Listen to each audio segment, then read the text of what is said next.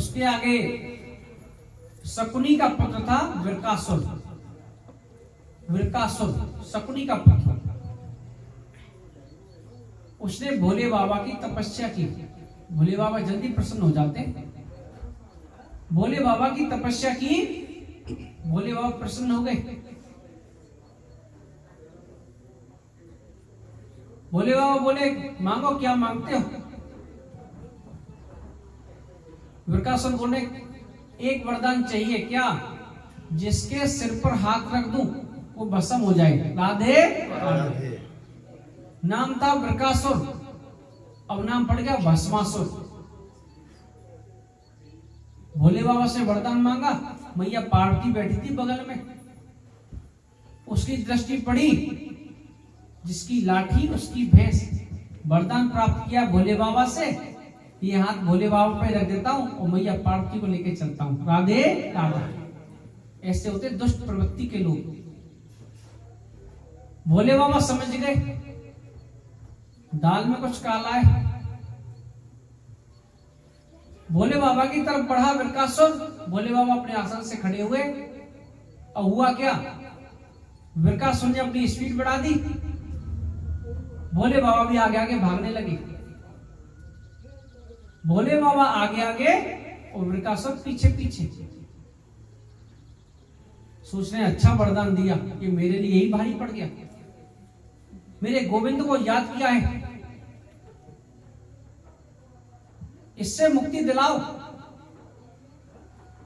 मेरे गोविंद आ गए एक ब्रह्मचारी का रूप धारण करके, जैसे कोई बच्चा पढ़ने जा रहा हो गुरुकुल में, हाथ में पुस्तक है, यज्ञोप अभी धारण करके रखा है, धोती पहनी हुई, तिलक लगा हुआ है। उधर से ही आ रहे थे जिधर ये भाग रहे थे।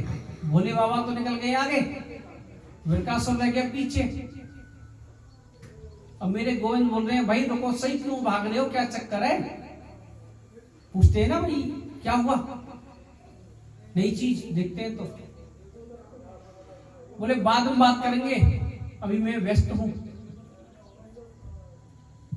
तो मेरे गोविंद बोले कहीं ऐसा तो नहीं है इस भोले बाबा ने वरदान दे दिया हो जिसके सिर पर हाथ रखेंगे वो भस्म हो जाएगा? और इसनी बात सुनी हो रुक गया।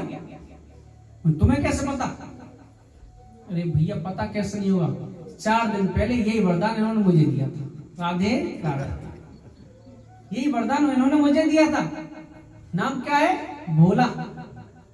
भोले बाबा बोलते ना बड़ा भोला है, वरदान दे देता है, लेकिन वरदान में करंट नहीं है, सामर्थ्य नहीं है।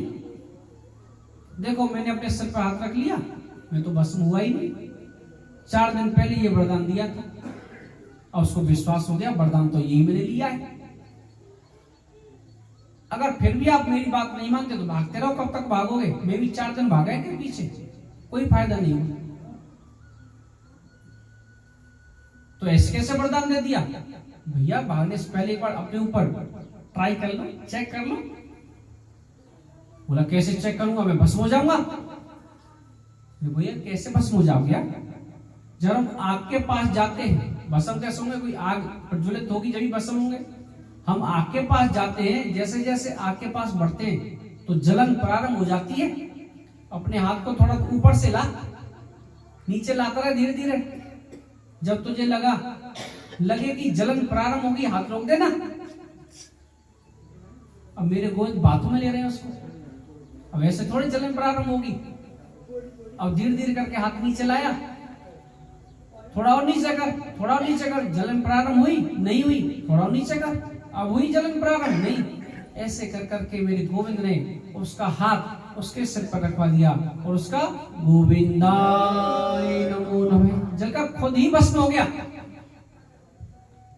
भोले बाबा आगे, मेरे गोविंद बोले अरे बाबा ऐसे वरदान मत दिया कर, वो तो इसमें बुद्धि नहीं थी।